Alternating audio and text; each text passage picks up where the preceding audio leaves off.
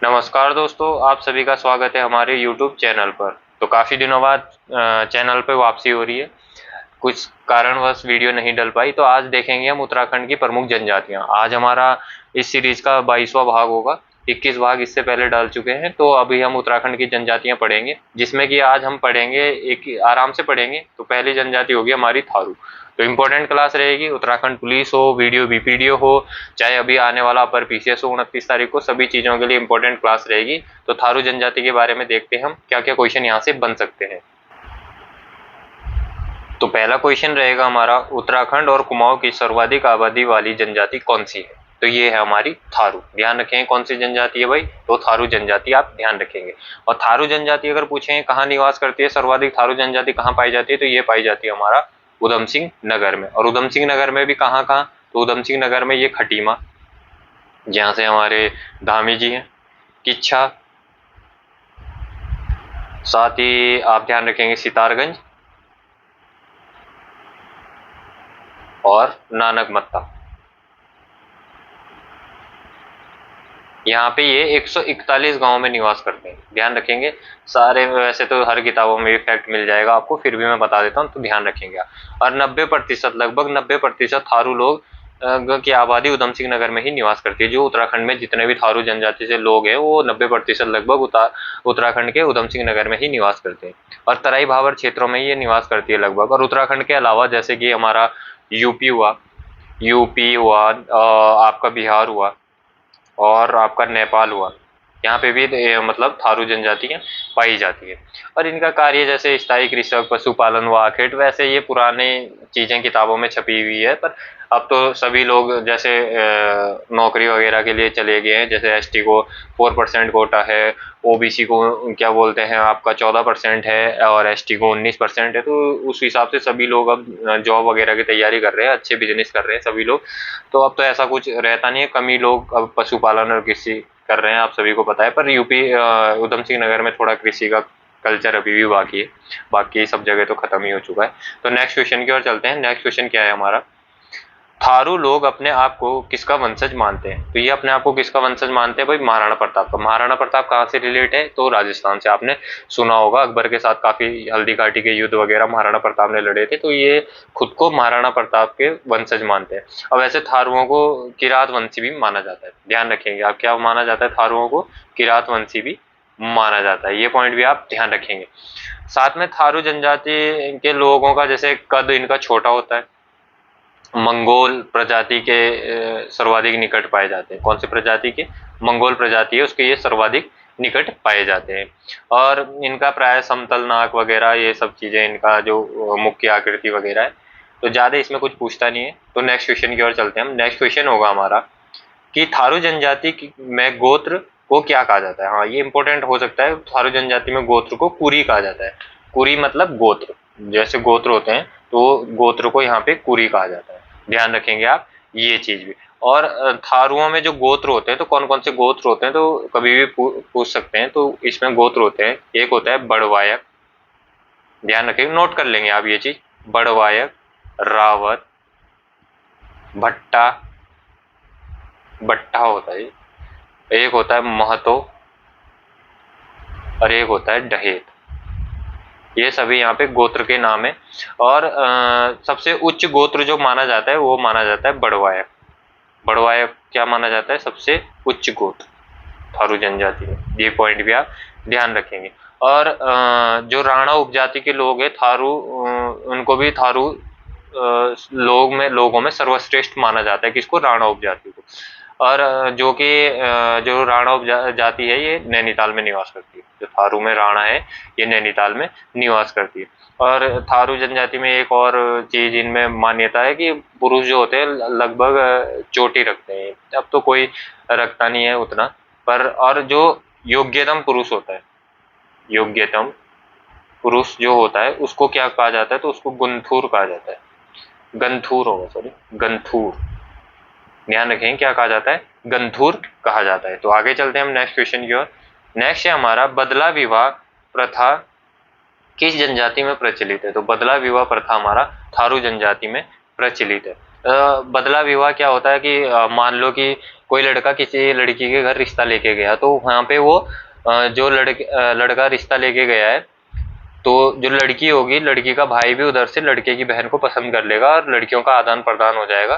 तो उसको क्या कहा जाता है, तो उसको बदला विवाह कहा जाता है। और यहीं पे एक होता है तीन टिकठी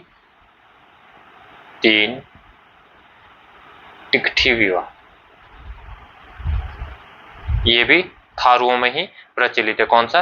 तीन टिकठी विवाह। ये जिसमें ऐसा होता है कि जो लड़का होता है वो अपने रिश्तेदार, अगर लड़के के परिवार में लड़की नहीं है तो वो अपने रिश्तेदारों की लड़कियों से शादी करवा देता है। और इसमें जैसे जो विवाह में मध्यस्थता करता है, मतलब एक होता है ना बिचौलिया, पहले तो पंडित लोग करते थे, अभी भी कोई ना बुआ फूफा लोग करवा देते हैं रिश्ता, तो उसमें जो बिचौलिया होता है उसको थारू जनजाति में क्या कहा जाता है, तो वो कहा जाता है मजपतिया। मजपतिया जिसको कहा जाता है, जो विवाह में बिचौलिया होता है उसको क्या कहा जाता है? मजपतिया कहा जाता है। और पक्की पौड़ी क्या होता है, तो जब पक्की पौड़ी, ध्यान रखेंगे पक्की पौड़ी किस में प्रचलित है, तो ये भी थारुओं में ही प्रचलित है। क्या? पक्की पौड़ी। तो ये पक्की पौड़ी होता है जब विवाह तय हो जाता है, दोनों पक्ष विवाह के लिए मान जाते हैं, तो उसको बोलते हैं पक्की पौड़ी। तो ये पॉइंट, आप सभी पॉइंट ध्यान रखेंगे और नोट कर लेंगे साथ साथ। तो आगे चलते हैं हम नेक्स्ट क्वेश्चन की ओर। नेक्स्ट क्वेश्चन है हमारा, थारुओं में सगाई की रस्म को क्या कहते हैं? तो थारुओं में सगाई की रस्म को अपना पराया कहा जाता है। ध्यान रखें, क्या कहा जाता है? अपना पराया। और विवाह तिथि तय करने वाली रस्म को कहा जाता है बात कट्टी। बात कट्टी।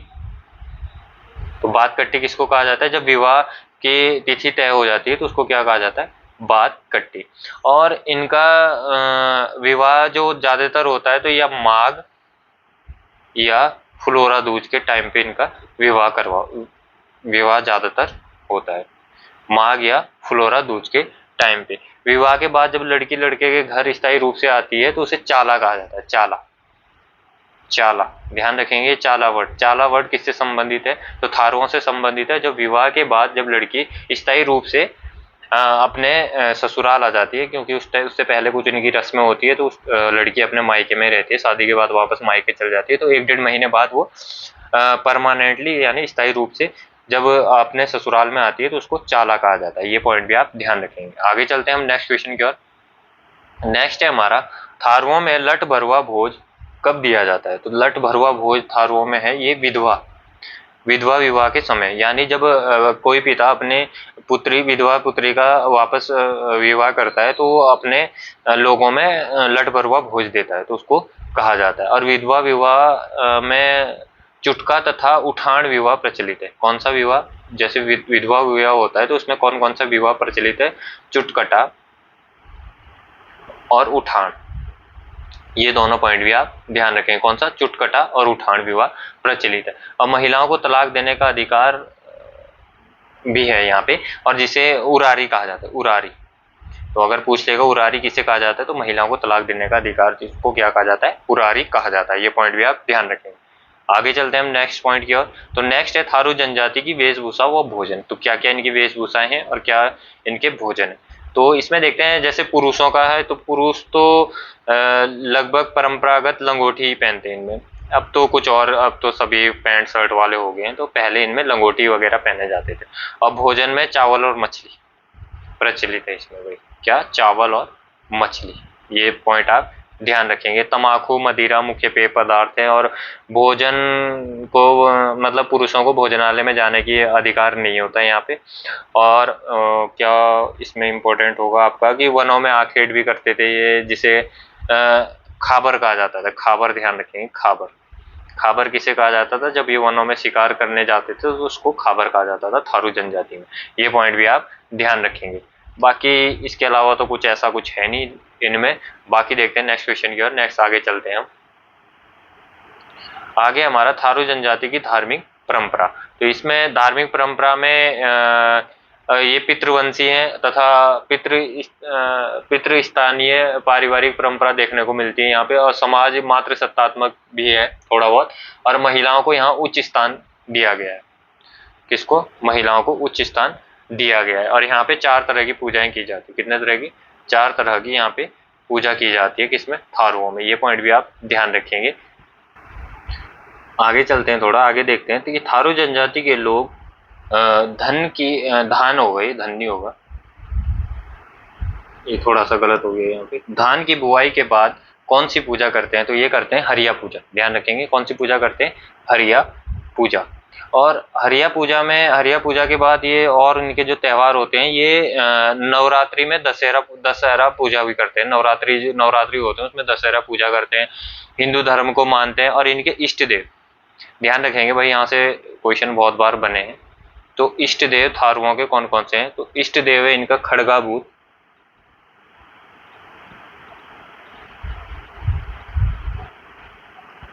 वह पछावन,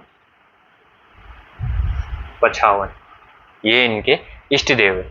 और एक देवी है शीतला देवी। कौन सी देवी है भाई, शीतला देवी।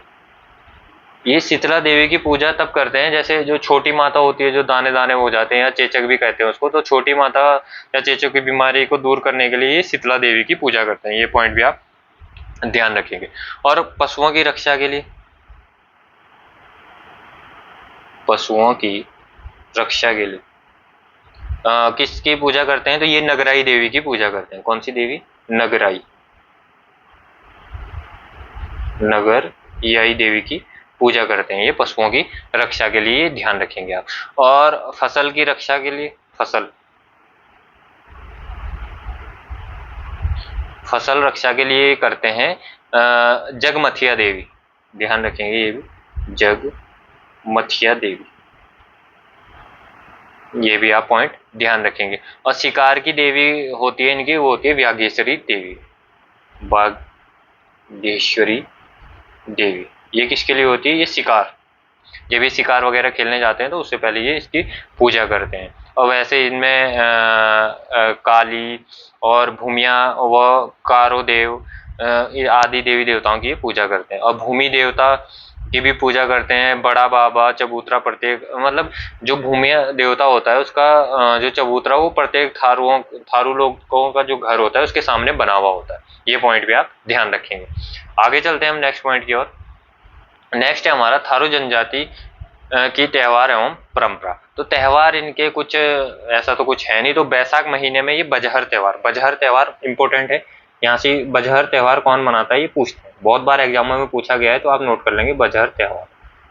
तो बजहर त्यौहार किसका है, थारू जनजाति का है, ध्यान रखेंगे। और दीपावली को, ये भी इंपॉर्टेंट है कि दीपावली को कौन से जनजाति शोक के रूप में मनाती है, तो थारू जनजाति शोक के रूप में दीपावली को मनाती है। और होली यहाँ पे लगभग एक माह होली को धूमधाम से मनाते हैं भाई ये लोग। तो होली 1 माह 8 दिन तक चलती है, कितना, 1 माह 8 दिन तक।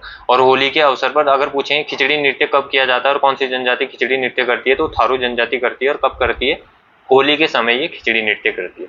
ये पॉइंट भी आप ध्यान रखेंगे। और कौन कौन सी होली मनाते हैं, तो ये भी आप पॉइंट ध्यान रखेंगे कि ये उजली होली, कौन सी, उजली होली, और अनेरी होली, नहीं सॉरी बैठकी होली, उजली और बैठकी होली, ये कौन सी जनजाति मनाती है, थारू जनजाति मनाती है। ये सभी पॉइंट आप ध्यान रखेंगे, इंपॉर्टेंट पॉइंट है ये, तीनों चारों इंपॉर्टेंट पॉइंट है, यहाँ से क्वेश्चन बनता है। आगे चलते हैं हम नेक्स्ट। तो नेक्स्ट है हमारा थारू जनजाति की राजनीतिक व्यवस्था। तो राजनीतिक व्यवस्था, इसमें 4 प्रकार के इनके अधिकारी होते हैं, 4 प्रकार के अधिकारी होते हैं। ध्यान रखें कितने प्रकार के होते हैं, 4 प्रकार के। और यहाँ पर विरादरी पंचायत का मुख्य, जो विरादरी इनकी पंचायत होती है, विरादरी पंचायत, इसके जो मुख्य होते हैं वो होते हैं चौधरी, सॉरी थोड़ा, चौधरी और महतो होता है एक शब्द, वो होता है। जिसकी सहायता के लिए एक बड़धेर होता है, बड़धेर, एक होता है भले मानस, और एक होता है चौकीदार। ये इनकी सहायता के लिए होते हैं। कौन होता है, चौकीदार। ये भी पॉइंट आप ध्यान रखेंगे। और पंचायत के अधिकारी कौन होते हैं, तो अभी मैंने बता दिया, चौधरी, बड़धेर और भले मानस और चौकीदार, ये सब होते हैं। तो लगभग इतने ही पॉइंट है। देखते हैं थोड़ा, अगर और 2-4 पॉइंट छूटे हैं वो भी मैं आपको बता देता हूँ। एक होता है इसमें दिखनौरी प्रथा। कौन सी, दिखनौरी प्रथा। तो दिखनौरी प्रथा होती है, ये होती है सगाई। सगाई की परंपरा होती है, तो ये भी थारुओं में पाई जाती है। अगर कहीं भी पूछ लिया कि दिखनौरी प्रथा क्या है, तो ये सगाई की रस्में किसमें पाई जाती है, थारुओं में पाई जाती है। और इसमें थारुओं में लगभग एकांकी परिवार प्रथा मिलती है यहाँ पे।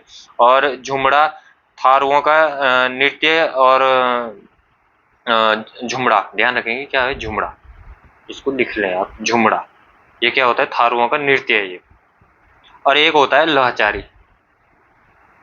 लहचारी, झुमड़ा और लहचारी ये इनका गीत और नृत्य है, ये भी आप ध्यान रखेंगे। और उरारी तो आपको बता ही दिया है। और क्या बचा है थोड़ा सा, दो तीन चीजें और बची है, थोड़ा रुको एक मिनट। एक भाषा वाला पॉइंट छूट गया था, तो भाषा इनकी कुछ है नहीं, ये अवधी बोलते हैं या मिश्रित पहाड़ी वगैरह भाषा बोलते हैं, और नेपाली भावरी वगैरह भाषाएं बोलते हैं ये लोग। बाकी तो सारे पॉइंट हमने लगभग कवर कर लिए। तो ये थी हमारी थारू जनजाति से इम्पोर्टेंट वीडियो है ये, तो आप सभी के साथ शेयर कीजिएगा वीडियो। और बाकी अभी बची है जो हमारी 3-4 जनजातियां और बची है, जैसे कि भोटिया होगी, राजी होगी, आपका जौनसारी हो गई, ये सभी जनजातियां भी बची हुई है, बोक्सा हो गई। तो इसमें क्या करेंगे हम कि जौनसारी जनजाति और भूटिया जनजाति की एक एक वीडियो बनेगी, मतलब बोक्सा और राजी को हम साथ में पढ़ लेंगे, तो 2-3 वीडियो में हम पूरा कवर कर लेंगे। इंपॉर्टेंट वीडियो है ये, आप सभी के साथ शेयर करें और खुद भी आप अच्छे से नोट्स बनाएं। और अगर आपको हमारी वीडियो पसंद आई हो तो लाइक एंड शेयर जरूर करें, और चैनल को सब्सक्राइब करें, ज़्यादा से ज़्यादा लोगों तक वीडियो को पहुंचाएं, और भाई सब्सक्राइबर थोड़ा बढ़वाओ। और बाकी यही कहना चाहूँगा कि अभी पुलिस का देखते हैं कल कोर्ट में क्या हुआ, कुछ पता नहीं है। जज ने थोड़ा सा ये बोल दिया है कि पुलिस का एग्ज़ाम करवा सकते हैं, तो मुझे नहीं लगता वैसे एग्ज़ाम होगा। 80% तो ना ही है, 20% है, पर कुछ पता नहीं लगता भाई, उत्तराखंड है ये, यहाँ पे कुछ भी हो सकता है। बाकी अपर पीसीएस का एग्जाम 29 तारीख को लगा हुआ है, बाकी आप तैयारी में लगे रहिए। अगर 6 तारीख को एग्जाम होता है तो भी ठीक है, नहीं होता तो आप लोगों को अच्छा समय पढ़ने के लिए मिल जाएगा, अच्छी तैयारी हो जाएगी। तो निरंतर रखें पढ़ाई को। थोड़ा सा वीडियो शेड्यूल बिगड़ा है, अब कंटिन्यू रखेंगे हम अगर हो सके, क्योंकि मेरा थोड़ा स्वास्थ्य ठीक नहीं था, इस कारण वीडियो नहीं आ पाई है। अब कंटिन्यू रहेंगे। बाकी मिलते हैं नेक्स्ट वीडियो में। जय हिंद, जय उत्तराखंड।